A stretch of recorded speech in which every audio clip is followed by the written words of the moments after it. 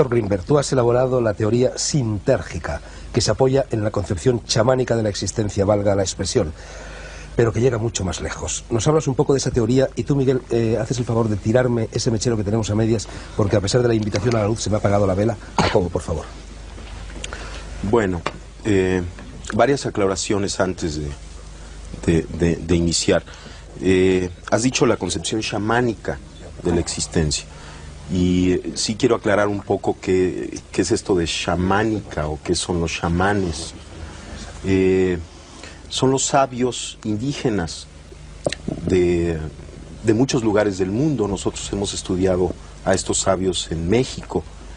Y una de las linajes de estas gentes se encuentra en el estado de Sonora, los yaquis de Sonora. Y ellos tienen... Los de Carlos Castaneda. Ah, sí. Y ellos tienen una concepción acerca de cómo se crea la percepción. Se interesan fundamentalmente en explicar o en tratar de explicar cómo aparecen las imágenes, cómo aparecen los sonidos, cómo aparecen los diferentes niveles de la realidad. Entonces, en este sentido, la teoría sintérgica tiene relación con esta concepción chamánica, pero no surge de ella, está relacionada, porque esta teoría también es un intento teórico para tratar de explicar cómo se crea la percepción. Pero la nomenclatura que utiliza es diferente a la que utilizan los chamanes, aunque las conclusiones son muy similares. La teoría sintérgica afirma que existe una organización básica del espacio. Esta organización básica sería como una matriz, un enrejado, una celosía, cuyo estado fundamental es de total coherencia y simetría. En esto está de acuerdo también la física contemporánea. Cualquier modificación en esta matriz fundamental del espacio, un instrumento físico la detecta como una partícula elemental. Entonces el instrumento detecta que hay algo que aparece contra un fondo estable de total coherencia, y los físicos y las gentes que conocen lo que significa la medida del instrumento hablan de la aparición de una partícula elemental.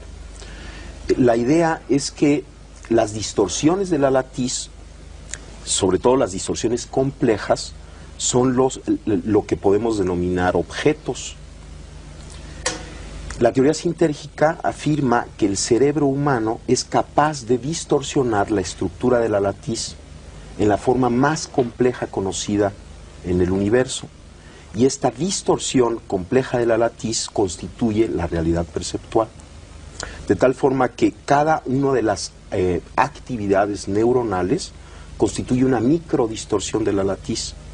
Y puesto que el cerebro humano contiene alrededor de entre 10.000 y 12.000 millones de elementos neuronales, cada microdistorsión, cada alteración de esta estructura básica del espacio interactúa entre sí, formando una macrodistorsión compleja, a la que la teoría le llama el campo neuronal. De tal forma que la hipótesis fundamental de la teoría sintérgica es que la percepción surge como resultado de la interacción del campo neuronal con la latiz del espacio.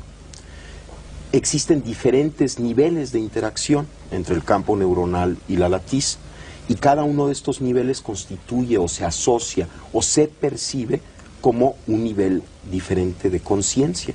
Por ejemplo, existe la conciencia auditiva, la conciencia visual, son diferentes tipos de conciencias, y la teoría afirma que cada una de ellas está relacionada con los parámetros de esta interacción entre el campo neuronal y la latiz. En toda creación de una teoría, para el creador de la teoría, la experiencia de la creación es un evento extraordinariamente interesante.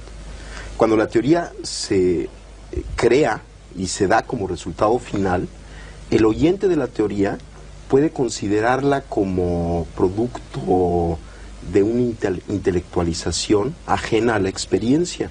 Pero toda creación de una teoría, cuando esta teoría es profunda, proviene de la experiencia. Por ejemplo, yo mencioné estos sabios indígenas que están interesados en explicar la percepción. Ellos tienen una teoría de la percepción, pero esta teoría de la percepción surge de su experiencia. Ellos perciben el mundo en cierta forma que es distinta a la percepción que tiene otro tipo de gente por haber nacido en otra cultura, simplemente por esto. Y entonces a partir de esta percepción crean una concepción. Lo interesante de la concepción y de todo intento específico por tratar de entender la percepción es que de alguna manera el intento de entender la percepción nos pone en el fundamento de cualquier realidad.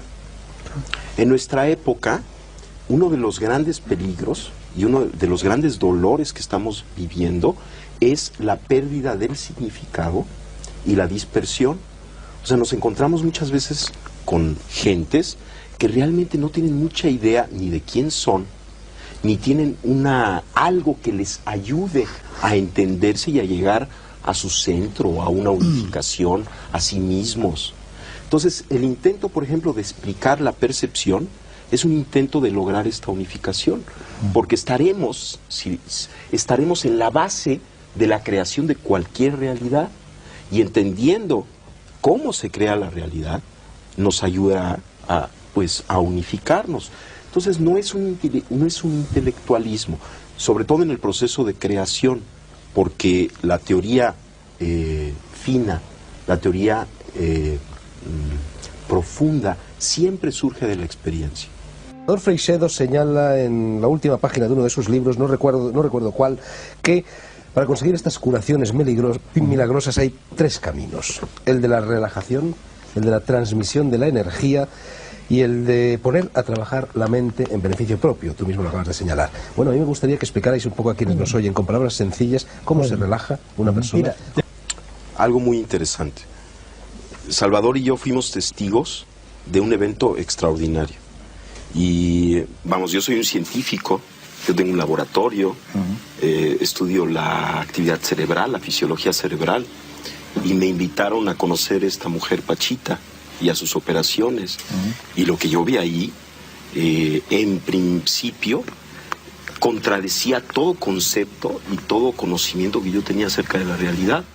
Y a mí lo que me enseñó esto que vi, que Salvador pues lo estaba describiendo, y que yo fui testigo también de aquello, lo que me enseñó es que yo no puedo decir cuál es el límite de la capacidad humana. A partir de esa experiencia yo no me atrevo a decir el ser humano no puede hacer esto, el cerebro tiene tal límite en su potencialidad, sino que parecería que estamos dentro de un continuo extensísimo y no conocemos cuáles son los extremos de este continuo.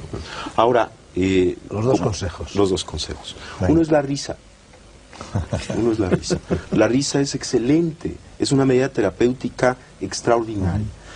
Inclusive hay una técnica de meditación taoísta en donde la persona, y es muy sencillo hacerlo, la persona se sienta y sonríe.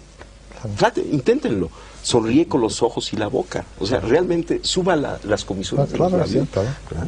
Y se coloca en esta situación. Inmediatamente hay una serie de mensajes que recibe nuestro cuerpo, que recibe nuestro cerebro. En primer lugar, todo está bien. Hay secreciones hormonales dadas por el cambio de fisonomía que producen un mejoramiento extraordinario de todos los sistemas fisiológicos. Ese es uno de los consejos. Reírse. Mientras más nos riamos, mientras más nos demos buenas señales a nosotros mismos, vamos a estar más sanos. Y el segundo es la observación, que quizá en combinación con la risa pueda ser una medida terapéutica excelente. Somos capaces de observar inclusive aquello que pensamos que no se puede observar. Por ejemplo, en principio pensamos que no podemos observar nuestra actividad cerebral, y sin embargo hay una técnica budista, el Vipassana, que enseña a una persona que la practica a observar su propia actividad cerebral. Y esta es una experiencia, sobre todo para un neurofisiólogo, extraordinaria, ¿no? El darse cuenta de que tiene un mecanismo de observación que le permite, por ejemplo, ver su propio cerebro. No solamente su propio cerebro, su actividad glandular, que le permite sentir su cuerpo parte por parte, hasta lograr tener una imagen corporal unificada. Y lo que sabemos, y a partir de estas técnicas, es que el hecho de observar, por ejemplo, un tejido enfermo, un dolor, y observarlo con ecuanimidad, con calma, tiene un efecto de sanación. Entonces este es el segundo consejo. ¿Quieres que te explique el mecanismo?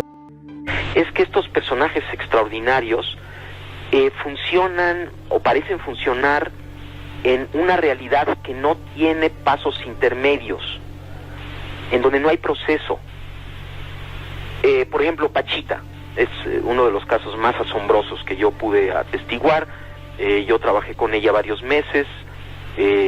Pachita venía un paciente a verla, por ejemplo, alguien que tenía un problema pulmonar, y entonces si ella decidía, de alguna manera podía percibir directamente lo que le sucedía al paciente y lo que el paciente requería para mejorar. Si el paciente necesitaba, ella hacía una operación en donde extraía los pulmones enfermos e injertaba pulmones sanos. Ahora, esto es inconcebible. Vamos, la cirugía actual ya empieza a hacer este tipo de operaciones, pero la forma en la que Pachita hacía estas operaciones era con prácticamente las manos vacías. El único instrumento que utilizaba era un cuchillo de monte, muy burdo, muy grande, y además las operaciones eran realizadas en minutos, era casi instantáneo, ¿no? Lo que se hacía. Y yo cada vez que veía esto y otras operaciones que están descritas en este libro que usted acaba de mencionar, me asombraba cada vez más de la inexistencia de pasos intermedios. Esto es, Pachita sacaba el pulmón enfermo, injertaba el otro pulmón y listo. De alguna manera todo quedaba arreglado, como si no hubiera necesidad de una serie de procesos que normalmente uno supone que deben de ocurrir para la interconexión de los órganos injertados. Y al preguntarle al Pachita qué pasaba, cómo es que hacía este portento, ella decía que el proceso simplemente ocurría así. No solamente operaciones de pulmón, sino de corazón, de cerebro, cosas verdaderamente extraordinarias, siempre tenían esta característica en donde parecería que Pachita estaba localizada como ser sentiente, como ser sensible, en un nivel de la realidad en donde lo que ella deseaba ocurría. No había ningún mecanismo aparente, ¿no?, entre su deseo y la realización del deseo. Y si su deseo era materializar un objeto, el objeto aparecía mágicamente de la nada. O si su deseo era desaparecerlo, también ocurría. Esto era lo más asombroso. Y a mí, a lo que me ha llevado después de muchos años de reflexión, este portento, ¿no?, que hacía Pachita, y otras cosas que han hecho otros chamanes, que sería muy largo de platicar. Esto lo he publicado en México en 7 volúmenes que se llaman Los Chamanes de México. En general, ellos, aunque ningún chamán que yo conocí llegó al nivel de Pachita, todos los chamanes, por ejemplo Don Panchito, un chamán maya, tenía esta misma característica de estar localizado en un nivel de conciencia directo que se manifestaba en su sensibilidad portentosa, ¿no?, en su capacidad de decodificar información en forma pues directa, yo pensaría. Ahora, yo he tratado de explicar esto en muchas formas, y la verdad es que no he tenido mucho éxito, y lo último que he pensado, que le voy a platicar, es lo que más se acerca, de acuerdo con mis ideas, a un posible entendimiento de lo que sucedía. Decía antes que el cerebro, al interactuar con este campo informacional preespacial, como resultante final, crea la realidad perceptual. Ahora, lo que yo he pensado es que esta realidad que se crea, que es el producto final de un proceso cerebral, una vez creada, tiene una existencia real. Esto es, lo que estamos viendo, los colores, las formas, existen en el nivel en este nivel que estoy mencionando. O sea, son al mismo tiempo un producto final de un procesamiento Pero ya que está esto, tienen existencia real, pero existen como conciencia, no existen como materia, sino existen como conciencia. De acuerdo con esta idea, Pachita estaba localizada en esta conciencia directamente, ya en la creación, ya no había proceso, y las leyes de esta conciencia que llamamos mundo, que llamamos objetos, que en realidad es pura conciencia, de alguna manera ya las manejaba, y en este nivel no hay pasos intermedios, puesto que todo es conciencia, puesto que aún los objetos que percibimos son, esta resultante final, son parte de la conciencia. Entonces, si uno está totalmente localizado ahí, si uno no tiene ninguna duda acerca de que la realidad es ese nivel, entonces uno simplemente funciona en ese nivel con las leyes de ese nivel. De tal forma que esto es lo que yo estoy empezando a concluir después de 15 años, ¿no?, de estar pensando acerca de, y tratando de explicarme qué es lo que sucedía con Pachita.